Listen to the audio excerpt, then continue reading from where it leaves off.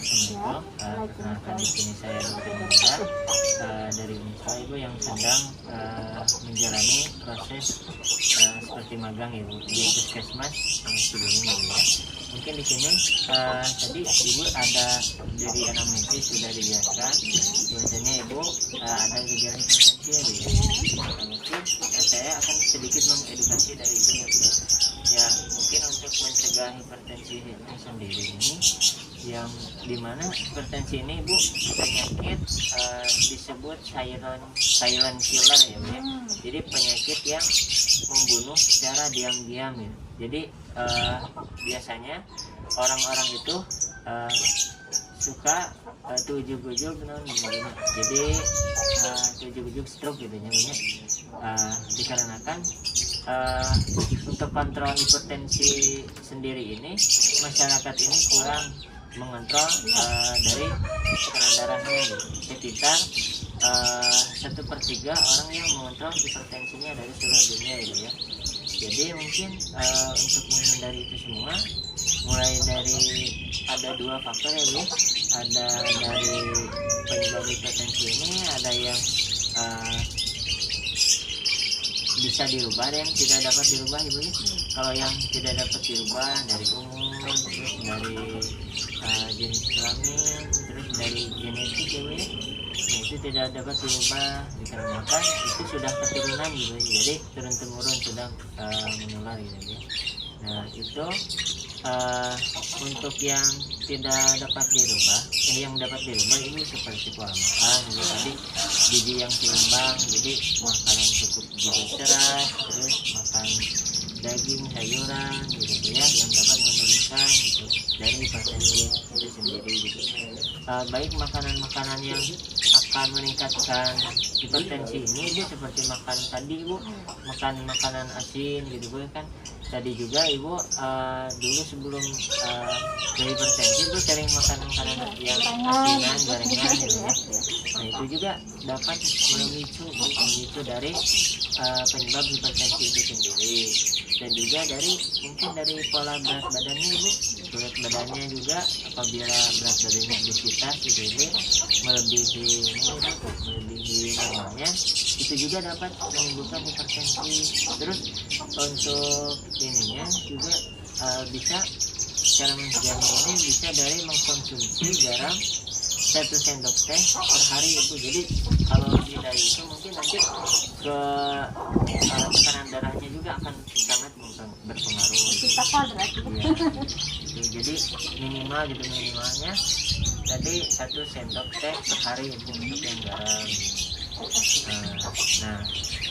Aktivitas fisik juga Ibu itu bisa menyebabkan hipertensi juga. Jadi kurang adanya fisik mungkin nanti akan menyebabkan berat badannya meningkat juga, itu dapat menyebabkan hipertensi juga Ibu. Terus dari tadi ada yang faktor lainnya Bu ya, ada konsumsi alkohol itu dapat meningkatkan hipertensi. Kemudian merokok itu tuh paling banyak itu kan orang-orang yang merokok. Nah biasanya pada saat selanjutnya ini hipertensi gitu. Seringnya seperti itu. Itu mungkin Ibu pencegahan gitu. Terus untuk pengontrolan Ibu mungkin nanti bisa adanya singkatan patuh ya Bu ya. Patuh itu periksa, jadi periksa kontrol yang rutin ke dokter. Mungkin di sini ke Puskesmas Cibenying ya Bu ya. Ke Puskesmas Cibenying kontrol rutin per bulan sekali. Kalau dikasih obatnya 1 bulan sekali berarti 30 tablet gitu ya. Terus Ibu langsung kontrol rutin. Kemudian atasi dengan apa Ibu? Minum obat tadi. Minum obatnya tadi 3 saset tadi ya Bu ya. Terus tehnya Ibu itu tetap jaga pola makan dengan yang sehat ya Bu. Jadi mengkonsumsi gizi yang seimbang. Gizi yang seimbang itu jangan hanya karbohidrat saja Ibu, akan tetapi proteinnya juga, sayurannya juga. Terus makan kacang-kacangan itu sangat baik Ibu. Makan kacang-kacangan sangat baik juga. Tadi ada apa itu daun apa itu daun yang suka dimasak ibu. daun pepaya, Bayar singkong, labu.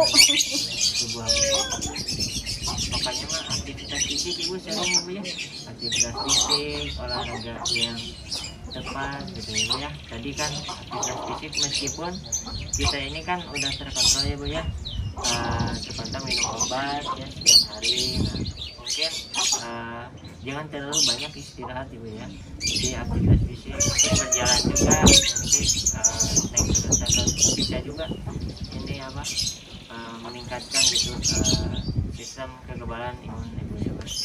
Terus hanya ini hindari makan makanan yang tadi gorengan berlemak gitu. Terus hindari juga tadi dari paparan asap rokok juga bisa paparan asap rokok, alkohol dan sebagainya. Mungkin itu untuk edukasinya ibu ya. Semoga nanti ibu dapat menjalankan ya bu dengan secara rutin supaya apa, supaya tadi tidak silent killer tadi bu, jadi membunuh secara diam-diam gitu kan.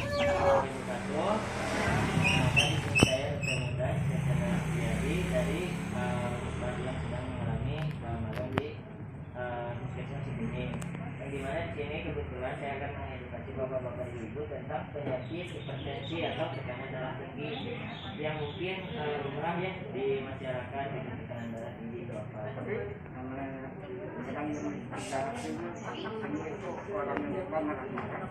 Itu mah bukan lagi bapak, jadi itu mah ya yang dimana kalau menurut kedokteran mah jadi tekanan darah sistoliknya ini lebih dari 140 dan tekanan darah diastoliknya ini lebih dari 90. Kan ibu suka cek ya tekanan darahnya. Nah, biasanya kalau lebih dari 140 itu tekanan darah tinggi, yang dimana hipertensi ini merupakan penyakit yang sangat berbahaya. Dari penyakit tadi yang telah dijelaskan juga, penyakit diabetes mellitus, penyebabnya apa? Yaitu hipertensi itu sendiri, yang dimana ini itu ada istilah yaitu penyakit silent killer. Jadi penyakitnya ini membunuh secara diam-diam. Jadi dimana ketika orang ini ya di dunia itu tuh yang mengetahui dia itu hipertensinya ini sekitar 36,0% ya. Akan tetapi yang mengkontrol hipertensi itu sendiri hanya 0,7% ibu. Jadi 1% juga tidak ada gitu. Jadi yang mengontrol hipertensi ini itu sangat sedikit gitu. Karena dari hipertensi ini gejalanya apa aja ibu? Bisa adanya keluhan sakit kepala, adanya gelisah, ada penglihatan kabur, kemudian ada rasa sakit di dada, kemudian jantung berdebar-debar, adanya pusing, kemudian ada mudah lelah juga. Kemudian hipertensi ini ada faktor risiko dari hipertensi ini ya bu ya. Ada yang bisa dirubah, ada pula yang tidak dapat dirubah. Yang tidak dapat dirubah apa? Dari umurnya lebih dari 60 tahun biasanya tinggi ya bu ya, tekanan darah tinggi. Kemudian dari jenis kelamin biasanya kalau kurang dari umur 65 tahun itu pada laki-laki ya bu seringnya. Apabila lebih dari 65 tahun itu pada ibu-ibu, karena dikarenakan ibu-ibu mengalami fase menopause tadi ya bu ya, fase penuaan, yang dimana ada pula dari genetik, dari keturunan, dari ibunya ibu mungkin sebelumnya pernah mengalami hipertensi, itu juga bisa. Sedangkan yang dapat dirubah apa ibu?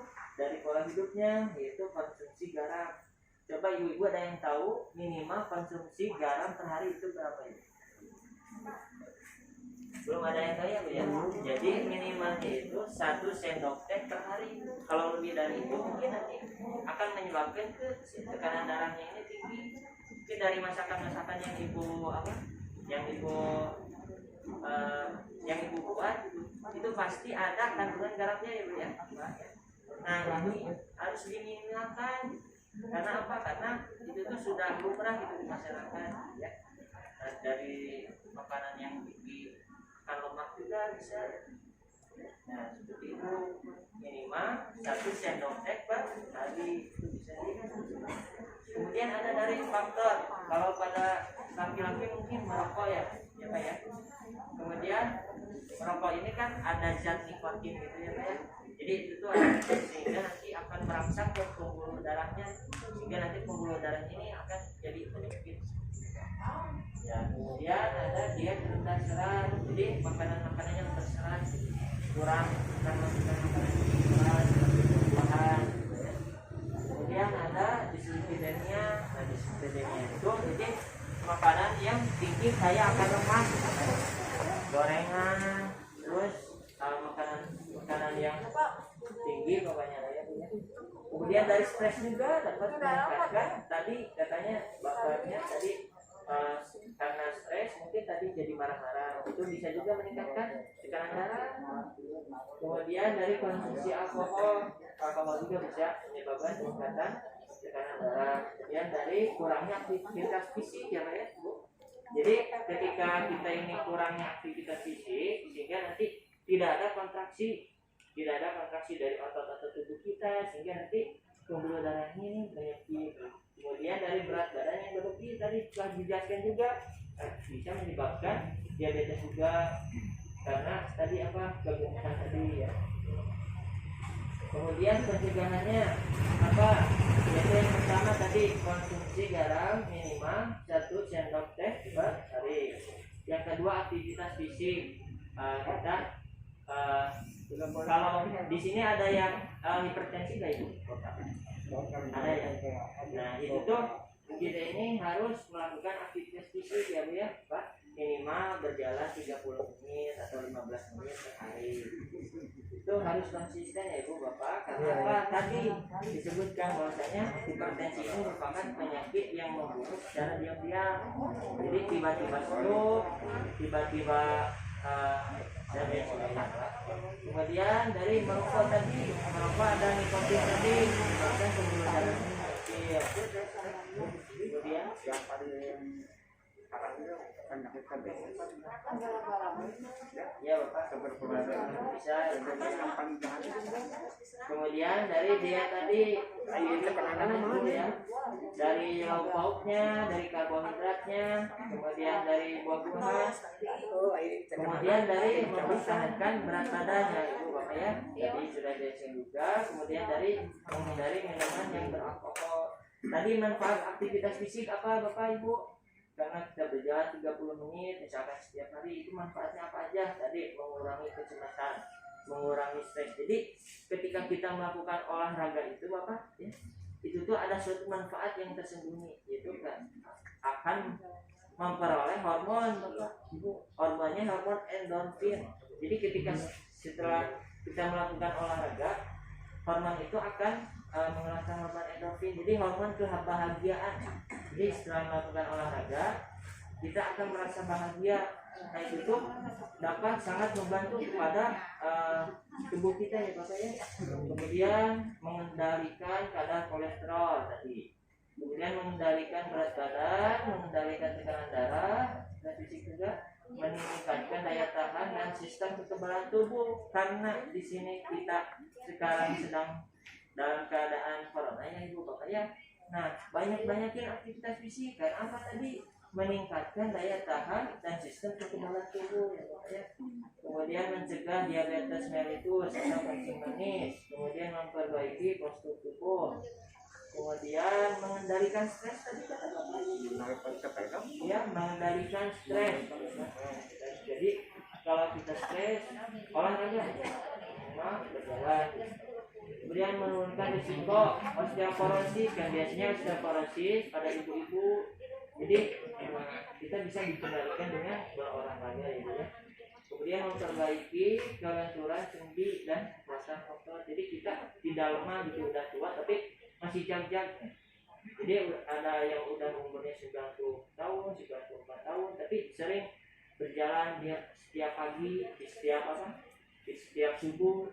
Biasanya yang paling bermanfaat itu jalan di luar pada saat kondisi subuh gitu, pas setelah dari masjid itu tuh nanti itu ada oksigen yang paling sehat itu pada saat subuh Bapak, pada saat pagi hari ya.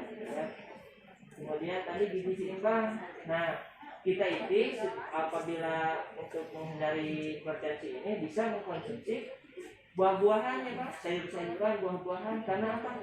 Ada kalium di dalam sayuran itu, jadi minimal satu hari itu 5 porsi buah-buahan ya Pak, sehingga nanti akan menurunkan tekanan darah. Penting dari tekanan darah. Ya mungkin itu sekian dari saya. Ingat, jaga pola makan, jaga olahraga dengan teratur, kemudian tetap semangat dalam menjalani hidup. Mungkin itu ya. Apakah ada yang ingin ditanyakan? Cukup lah, cukup. Seperti yang selamat hadir kelihatan seperti itu. Muka ada seperti itu tadi. Ya, terima kasih atas perhatiannya. Semoga bermanfaat itu Bapak dapat diaplikasikan di kehidupan kita sehari-hari. Assalamualaikum warahmatullahi wabarakatuh.